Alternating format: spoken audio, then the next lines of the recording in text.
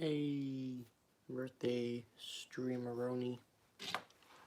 This is going to be a quick one, a quick video. Currently there's 0 viewers, so I'm basically just speaking to the YouTube audience who is watching this afterwards. I am basically just going to be opening. I have very few things to open. We have we have these 2 things right here, and then we just have kind of a group of these golden cars you see in the back to open, and then we have 5 loose things to look at as well. So quick stream, trying to get it over with quickly. I'm going to a garage sale soon to try to look for some more stuff like this. It'll likely be older stuff, but anything newer would be very cool. So starting off, well, we do have, I don't know where I should start. I should probably start off with the loose stuff, but there's the coolest part, in my opinion, is some of the loose stuff. So I guess we should start off with this thing back here. This is just an older 124 for leg speed, quality care. I actually really like the colors on this one. The bright blue looks really good. Then it have like a darker blue, then a red, then a black. It's just your typical 90s made car. You can see the hood is all coming up. That's just the quality from back then, but it's still really nice looking car. It's older, pretty cheap looking, but it's still a pretty cool one. I'm actually gonna try to open some of the golden cars to see if I can actually open them, because they have these packages which are very hard to open sometimes, and I haven't tried to yet. So I couldn't open one last time during the last stream, but I don't know how this one's gonna go. These are the golden NASCAR car 164s from, I don't know what year. This one says 1998. I think that's probably about right. But to open these, it's like you have to use pliers basically. So if I were to like just try to open it like that, it does not work. I mean, honestly, I don't really care about the plastic part. I just want to get the car itself out. But there is 7 of these that I got. There is this one. This is the... Who drove this car? I forgot. This is the it's the Kodak 4 car. There's a whole lot of them. This car was around for a long time. This is the, I guess, 1998 version.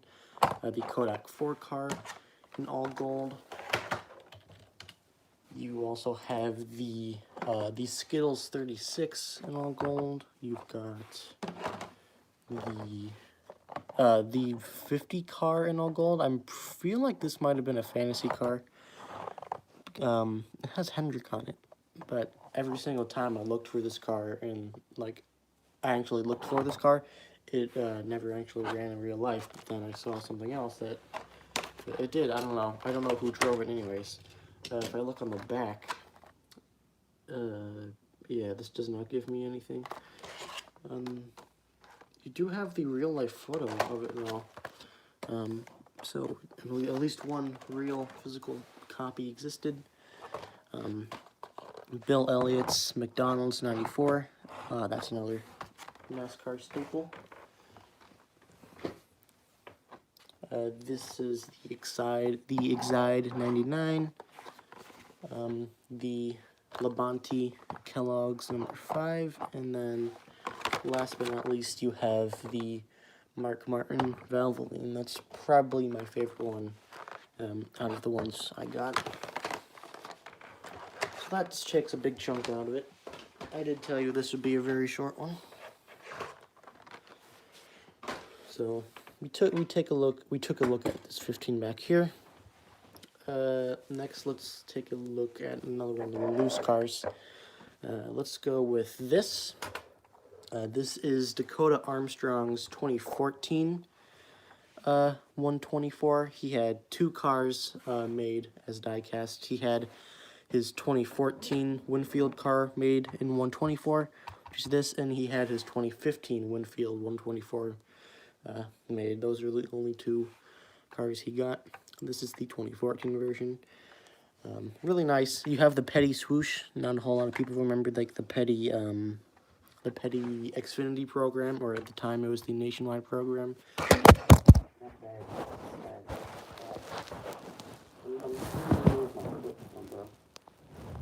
Face reveal, except not face reveal, because I've already done a face reveal. And it was at a really bad angle, so I looked terrible.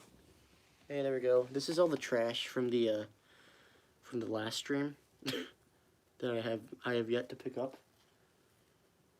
You have the Josh Wise Dogecoin car, which we'll see in a second. And then there's your Parsons. There's another car we're going to take a look at later. And then I had to put the gold cars down here. There's the Dakota Armstrong one. There's that Shifty Drug. Poorly made, what's it called? Packaging. This thing, I always mention it, it just does not work. Like, you have to like put it at a really specific angle to actually get it. Yeah, like that. So as I was saying, actually all of the old Xfinity / Nationwide Mustangs, on the Mustang body, you have this weird design on the side where it looks like it just got like scratched. And it's not like exclusive to one car. You can see it's on the other side as well. They did this on the 120, on the 164 as well. Here's another 164 that has the exact same design on the side. This is a 2011, whereas this one's a 2014. But they put that in all the Xfinity Mustangs, or Nationwide Mustangs back then, which is really weird. But going back to this car itself, the design, pretty clean. They did have a 164 that DNP'd. I don't know if that was the 2014 or the 2015, but obviously that would be a really cool piece to have. I know Isaac Jaskell has one. It's a white primary with the black, sort of a black front with the light green accents, which look really nice. Petty swoosh fits really well in this car. That Fresh and Florida logo looking really clean. And on the rear you have Victory Junction, DIN number 666, not like a special DIN like 1 or 43 would be, but the 666 itself, cool little number. Alright, this is the only actual cars item. This is the Snowmobile, probably one of the most surprising releases of recent memory, canceled way back in 2010 for whatever reason, and they finally remembered him and decided to release him. This is actually the first Winter Series car. Wait, what's it officially called? I don't know if it has an official name. This is the first Winter Series car, because I have all of the Christmas cars apart from this guy right here and that new Ramon that also came out in 2021. I already have a spot on the shelf for this guy. There's a perfect little space next to Santa that this guy fits right into. He's pretty small. You got the he looks a lot different, or he looks very similar to the original Chinese prototype from way back when. Pretty much the same expression, same, decals and whatever. The mold, obviously a very unique mold that will more than likely never be used again, apart from to re-release this guy potentially in the future. He did appear in the Christmas books. There was 8 of them, and unlike Kabuto's, what are they called? Kabuto's Ninjas or whatever. I tried to buy 4 of those. I have 3 currently, and I haven't bought one in pretty much years. But I do want to eventually get a 4th one, because I just think it would be cool to have all 4. I do have, it's weird because I've had 3 for so long instead of 4. This guy does have the little wheels on the bottom to make him actually roll. He does not roll very well. Those are two things you do not want colliding. I love this guy. Probably one of the best releases of 2021. Another 124 loose car. This is a very obscure car. This is Chad Fincham's 2000 and I believe it's 17. Let me look that up again. I believe it says 2017 Emory and Henry College car. And this is on the Xfinity Camry body, but it never actually. Yeah, this is a 2017 car. It's on the Xfinity Camry body, but it was not on this body in real life. It's not even an Xfinity car. This was a K&N Pro Series car, and it ran on the 2013/2014 Camry mold. And even though Lionel has that, I mean, they're still doing that mold for some of the ARCA cars today. For some reason, they decided to use the Xfinity Camry, which is weird. Just makes it even weirder. This is Chad Fincham's first die-cast. He did get a new one, like, in the past week. Another promotional car, the Great Southern Homes Throwback from 2020. And that car is apparently going to be a team exclusive. So the chances of your average Joe like me getting it are probably very slim. And if I do end up getting it, I might end up having to pay a lot. This car is autographed. You have Chad Fincham, his name's on it. And then number 79, I guess this is like the 79th autograph. It actually does not even have a DIN like the other recent cars. I guess Emery and Henry's mascot is like a wasp or something. Because you have the mascot right there. And then you have like a honeycomb shape. Or like you have a swirl there. And then it gets into like a honeycomb shape. This car finished like 5th apparently. This is actually from Chad Fincham's store. It was like $25 I think you can get it for, and it's still up there. So for like a really weird car that not a whole lot of people know about, it is pretty cheap. And I don't even know why they made it. I guess if you are like a team owner or a driver or a sponsor, you can basically tell Lionel to make the car, and they will do it. I assume this is a sponsored car, because why else would a Chad Fincham K&N car be made if it wasn't sponsored? Because, you know, Chad Fincham's had plenty of other cars that did not get made into die-casts. Next up, I guess this is actually kind of a cars-related item. This is a Chase Elliott. This is his 2020 All-Star win. This is I had this on my wish list, and then I took it off because I was like, actually, I'm not a real big fan of it. It's got like the number back, which looks really weird, doesn't really fit in, and it doesn't have a whole lot of like raced stuff. But the document didn't update in time, and I ended up getting it anyway. And that is actually a really good thing, because this thing looks really, really nice in person. I didn't think it had a whole lot of damage, but this little section right here is probably the best. You have a little bit of a tire mark. The quarter panel is just completely cut off. You can see on the other side, it is still there. You cut off half the Mountain Dew logo. And then my personal favorite part of this car is the tire is completely blown out from the burnout, which looks really, really nice. You can see it's got like a weird grip to it. As for the front, you've got a whole lot of the like the dirt and grime that gets on the car, the buildup. Got a decent amount of like tape. On the other side, got a whole lot of buildup as well as I guess a little dent or another. I don't know how that gets there. That's on plenty of the cars. It's always on their right rear. They'll have something like this, like over here, or where it is on that car right now. The wheels look really nice, how they always have the raced detail. The Racewin 124s from the Gen 6 era are really nice. I have 3, and there are some of the coolest cars across anything I own, across Disney, Matchbox, Hot Wheels, and this car. And then the final part of this car is actually the light-up version. So if you turn the switch on, It actually lights up like it did in the All-Star race, with the orange lights. So that's pretty cool.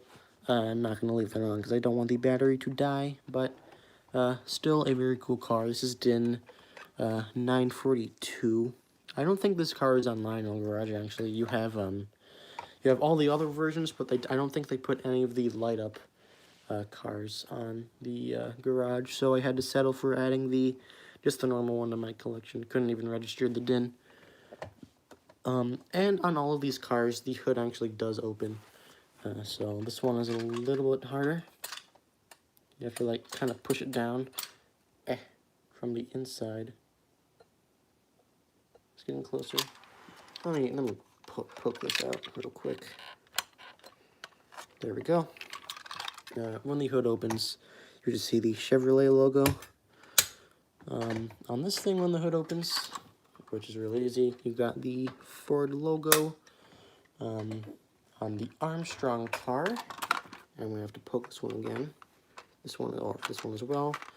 You have the Ford logo. You got the Wix Filters logo, and you also have the Winfield logo. And then on the Fincham car, I don't actually remember what's inside of here. Oh, you just get the Toyota logo. So the hood openings are always really cool. And then, of course, you have, this is pretty much the car for most collectors. This is the Josh Wise Dogecoin 124, and we also have the 164 that I got both of them, which was really just a huge shock. This car ran in 2014. Reddit, the r/NASCAR subreddit. I don't believe their name is actually on the car. You have r/Dogecoin. I don't think you actually have r/NASCAR, who kind of put this whole thing together. They're like, hey, it would be funny if we got Dogecoin to sponsor a car. So they pulled together a bunch of money using the subreddits, and they got Dogecoin on Josh Wise's car. I think he raced this thing he raced it for multiple races. The only race I do know he raced it at was Talladega, whereas on the SS body, he raced it on the Ford Fusion body as well. This thing, the trunk opens, you can see the like trunk decals, kind of. This is DIN 57, you can see powered by reddit.com. Kind of like an upvote logo. Got all the To the Moon stuff. Pretty simple design with like a few stripes. And then, of course, you have the Dogecoin on the hood, and this is another autographed one. Get the hood to open on the inside. I don't think I've actually opened the hood yet on this guy. On the inside, it's just the Chevrolet logo with all those engine details. For some reason, it doesn't. I think it might just be like the Platinum series. I only have two cars where the trunk opens, and they're both SS bodies that are like obviously much heavier. I'm pretty sure they might be on the Elite bodies. Actually, I think they are on the Elite bodies. And that is this guy and Kurt's Flashcoat car from 2016. But they don't like say it's on the Elite body. They just say it's the Platinum series. This is really cool. The wheels, it's just incredible. You got the Doge car on the back. I remember an amazing GIF where it's just the Dogecoin like coming up on your rear view. And this is, I believe, the only car for like this team around this time. Only 98 diecast. And that's because it was a meme sponsor. And then, of course, Dogecoin returned in 2021 with Stephen Parsons, where I actually do have the 164, and I have the 124 in color chrome. Then finally, we have the Dogecoin 164. Both of these are worth, like, a lot. I don't know exactly how much. I'd say this one, probably around, like, maybe 200. And the 124, I haven't really looked into the price on that one, but that's why I was so surprised to get them. Like, it's not something I was expecting. I obviously want to keep this box intact because not a whole lot of these are around. And it's just, you know, a smaller version of the car you just saw, but now it has, it's now in the smaller scale, and it does not have the autograph. you got the Ys, you know, all the same details. The Doge car, you don't have, or didn't, you don't have anything on the rear banners either. I forgot they didn't really do that back then. It rolls just fine, that's nice. Overall, the 98 car and the Dogecoin car itself, very, very cool. Yep, that was a very short streameroni. I don't know why I use that word. It's really stupid. I can put one on the GoPro. Here's Mark's car. I can just kind of sit up there. Yep, I mean, that's the end of the stream. I did say it would be a quick one. Hopefully you guys enjoyed it. And if you're watching this on YouTube afterwards, hopefully you guys enjoyed it. I just didn't want to make this video. I originally planned this because I thought I would have a little bit more stuff, but obviously these take up a lot of what I would normally be getting. Obviously no gripes with that. I'd rather have this. Yeah, as I said, thanks for tuning in, and thanks for watching, if you are watching now. See you soon. Next video, probably going to be a metallic DJ. And yeah, peace out. Almost fell again.